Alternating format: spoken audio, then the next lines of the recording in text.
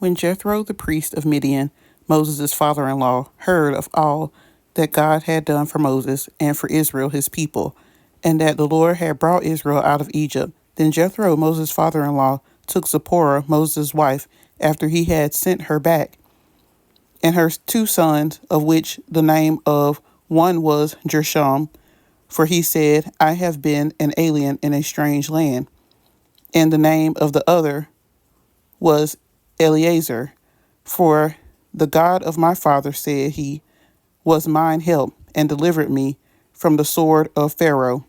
And Jethro, Moses' father-in-law, came with his sons and his wife unto Moses into the wilderness, where he encamped at the mount of God. And he said unto Moses, I, thy father-in-law Jethro, am come unto thee, and thy wife, and her 2 sons with her. And Moses went out to meet his father-in-law, and did obeisance, and kissed him. And they asked each other of their welfare. And they came into the tent. And Moses told his father-in-law all that the Lord had done unto Pharaoh and to the Egyptians for Israel's sake, and all the travail that had come upon them by the way, and how the Lord delivered them. And Jethro rejoiced for all the goodness which the Lord had done to Israel, whom he had delivered out of the hand of the Egyptians. And Jethro said, Blessed be the Lord, who has delivered you out of the hand of the Egyptians and out of the hand of Pharaoh, who hath delivered the people from under the hand of the Egyptians. Now I know that the Lord is greater than all gods, for in the thing wherein they dealt proudly, he was above them.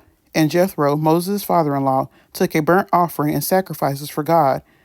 And Aaron came, and all the elders of Israel, to eat bread with Moses' father-in-law before God.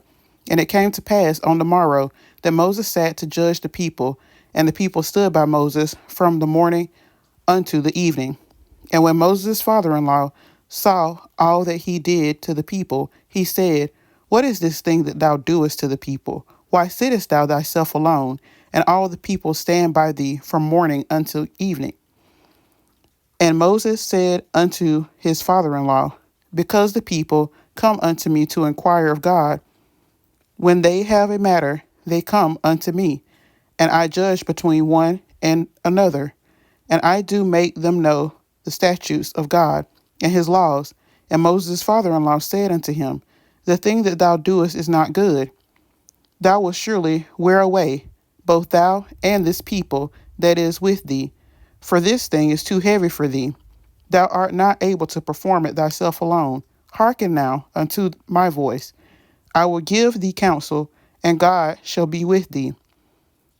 Be thou for the people to God ward, that thou mayest bring the cause unto God. And thou shalt teach them ordinances and laws, and shalt show them the way wherein they must walk, and the work that they must do. Moreover, thou shalt provide out of all the people able men, such as fear God, men of truth, hating covetousness, and place such over them to be rulers of thousands and rulers of hundreds, rulers of fifties and rulers of tens.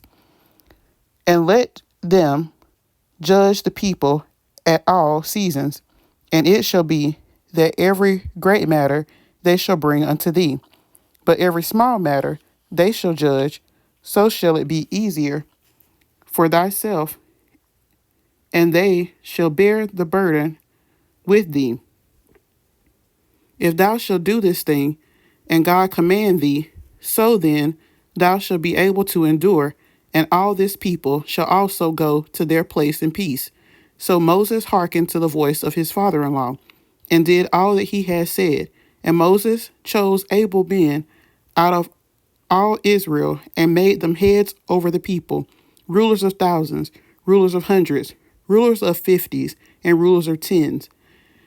And they judged the people at all seasons. The hard causes they brought unto Moses, but every small matter they judged themselves. And Moses let his father-in-law depart, and he went his way into his own land. I have read Exodus 18. May God ever bless the hearers, the readers, and the doers of his holy word.